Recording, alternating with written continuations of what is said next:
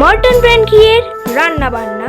আপনাদের রান্নার প্রতিভাকে সবার সামনে পরিবেশন করাই আমাদের প্রচেষ্টা। মর্টন ব্র্যান্ড ঘিয়ের রান্না বান্নার এই প্রয়াসকে অনুপ্রেরণা যোগাতে প্লিজ সাবস্ক্রাইব করুন আমাদের এই চ্যানেলটিকে।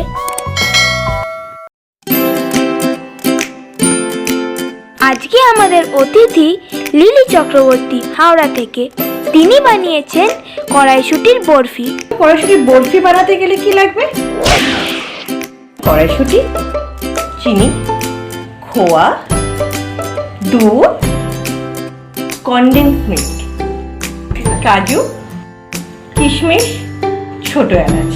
যেটা মেন প্রয়োজন সেটা হচ্ছে মটন ব্র্যান্ড ঘি। এবার কড়াইশুটিগুলোকে পেস্ট করে নেবো, মিক্সার জারে ঢেলে ওটাকে পেস্ট করে নেবো। পেস্ট আমাদের রেডি। চলুন আমরা শুরু করি। তাওয়াটাকে গরম করে নিলাম। এবার যেটা ঢালবো, মনে আছে তো, মটন ব্র্যান্ড ঘি। সেটা কিন্তু খুব দরকার।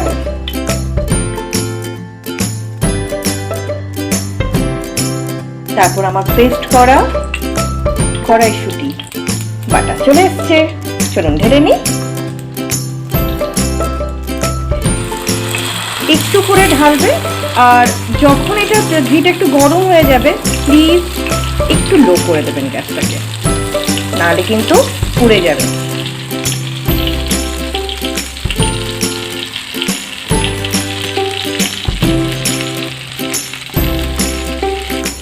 ঘিটাকে পুরো কড়াইশুটির মধ্যে মিক্সড করে নিতে হবে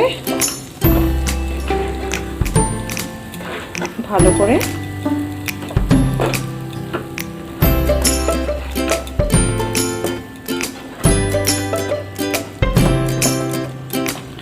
নাড়াতে থাকবেন।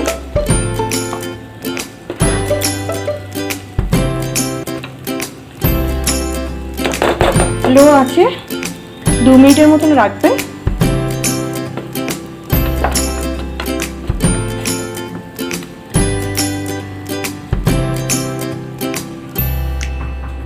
2 মিনিট পর আবার এটাকে ভালো করে একটু নাড়িয়ে নিন।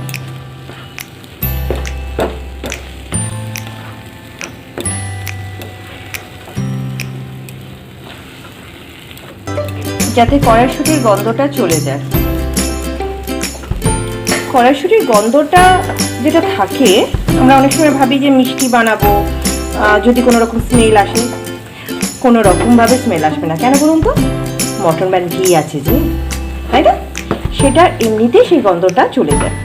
কিন্তু আমরা একটু সময় হবে এটাকে কষতে, সেই জন্যে একটু পরে আবার ফিরে আসছি আপনাদের কাছে।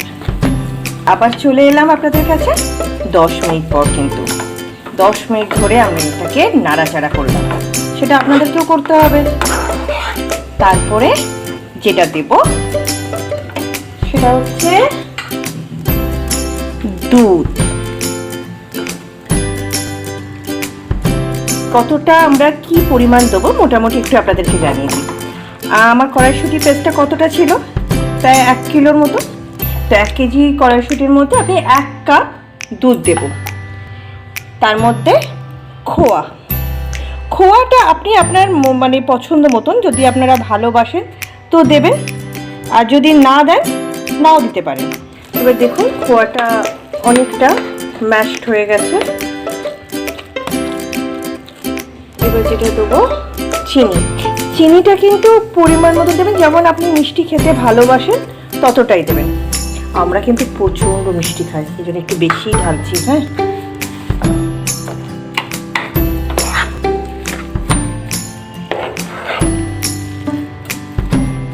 ছোট এলাচটাকে আমি একটু গুঁড়ো করে নিয়েছি। দানাগুলোকে অল্প একটু ছড়িয়ে দেবেন।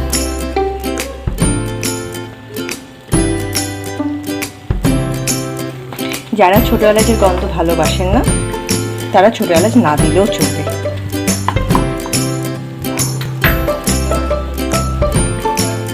এবার আমি একটু কনডেন্স মিল্ক এর উপরে ছড়িয়ে দেবো।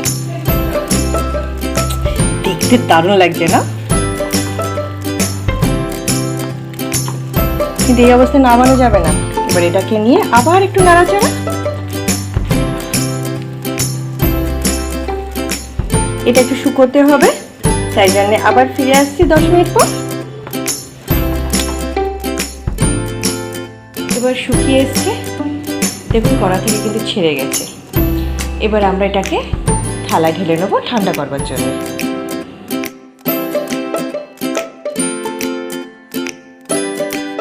এটা ঠান্ডা হতে মিনিমাম 15 থেকে 20 মিনিট লাগে। ঠান্ডা হয়ে যাওয়ার পর আপনি কিভাবে গার্নিশিং করবেন সেটা আপনার মতো, আমি আমার মতন করে দিচ্ছি।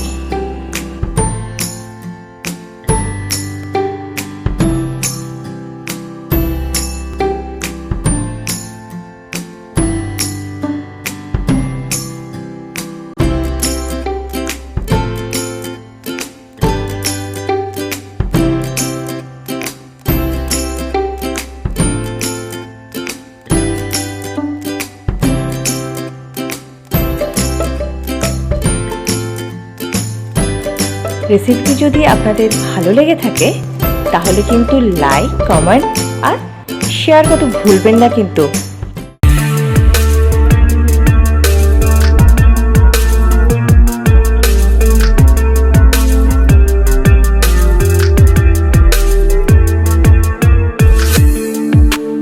সাবস্ক্রাইব করুন আমাদের এই চ্যানেলটিকে